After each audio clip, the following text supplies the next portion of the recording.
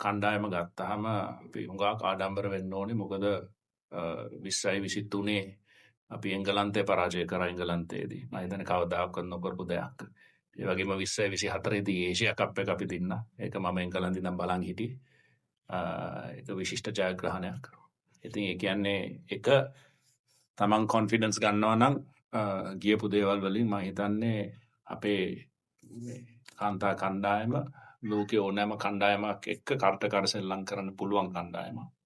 ලෝකේ හොඳම කණ්ඩායම අපි පරද්දලා තියෙනවා. ඉතින් මේ වගේ සංචාරයකට යද්දී ඒක අපි විශේෂයෙන් මතක තියාගන්න ඕනේ. අපි කාටවත් දෙවැනි නෑ කියන එක. ක්‍රීඩාවේ ලොකුම වෙනස තියෙන්නේ හැකියාව.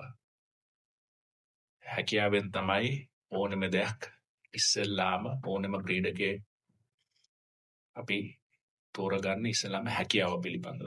ඒ හැකියාවත් එක්ක තමයි අනිත් සියලු දේම එකතු වෙන්නේ. ඉතින් මං හිතන්නේ මේ වගේ සංචාරයක් යද්දී එකක් තමයි තමන්ගේ අරමුණ මොකක්ද කියලා හොඳට දැන හඳුන ගන්න ඕනේ. ඔයගොල්ලන්ගේ පුහුණුකරුවෙක් ඉන්නවා, නායකයෙක් ඉන්නවා, නායිකාවක් ඉන්නවා, ඒ වගේම නායක කණ්ඩායමක් ඉන්නවා. ඒ සියලු දෙනාම එකම අරමුණකින් යන්න ඕනේ. මොකද්ද අපි මේ ලෝක කුසලානෙන් අපි බලාපොරොත්තු වෙන්නේ. මේ සංචාරයෙන් බලාපොරොත්තු වෙන්නේ. දෙවෙනි එක තමයි ගියාම තමන්ගේ හැකියාවන් පිළිබඳ හොඳ අවබෝධයක් තියෙන්න ඕනේ. කණ්ඩායමක් හැටියට එකිනෙකා ගැන ලොකු විශ්වාසයක් තියෙන්න ඕනේ. ඒ වගේම ගන්න තීරණ පිටිපස්සේ හොඳට ශක්තිමත්ව විශ්වාසයෙන් පෙළ ගැහෙන්න ඕනේ. ගියාට පස්සේ මං හිතන්නේ ඒ තනතිරු කොහොමද ඒ කාලගුණය, දේශගුණය කොහොමද ඒ තත්ත්වයන් යටතේ තමන්ගේ ස්ට්‍රෙන්ග්ස්, තමන්ගේ ඒ තියෙන ශක්තිමත් අංශ කොහොමද ඒ හා සමානව හැඩගස්සගන්නේ. ඉන් පස්සේ තමයි තමන්ගේ කාර්ය හරියටම කණ්ඩායම වෙනුවෙන් ඉටු කරන එක.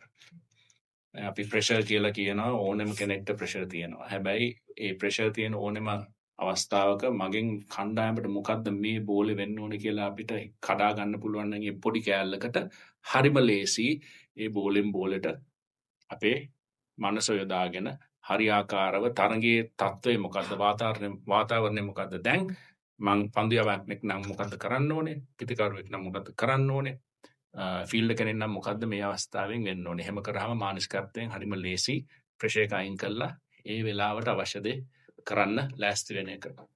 තමන්ගේ ඒ තියෙන ක්‍රීඩකාංශ තුන, පන්දු යැවීම, පිටිකරණය, පන්දු රැකීම උපරිම තත්ත්වයේ තියාගන්න පුළුවන් නම් ඒ තියෙන තනතිරු වලට ඒ එන මේ තමන්ගේ ඔපෝනන්ට්ස්ලට හරියට ප්ලෑන් කරලා තමන්ගේ ස්ට්‍රෙන්ග්ස් ඒ හා සමානව හැඩගස්ස ගන්න පුළුවන් නම් ඔයගලන්ට ලොකු වෙනසක් කරන්න පුළුවන්, ජයග්‍රහණයක් කරන්න පුළුවන්. ඒ විශ්වාසය තියාගන්න. ඒ අරෙන්න මං හිතන්නේ වෙන මොනවද ඔයගලන්ට කියන්න දෙයක් නැහැ. ඔයගලන් පළපුරුදු ක්‍රීඩකයන්, ක්‍රීඩිකාවන්.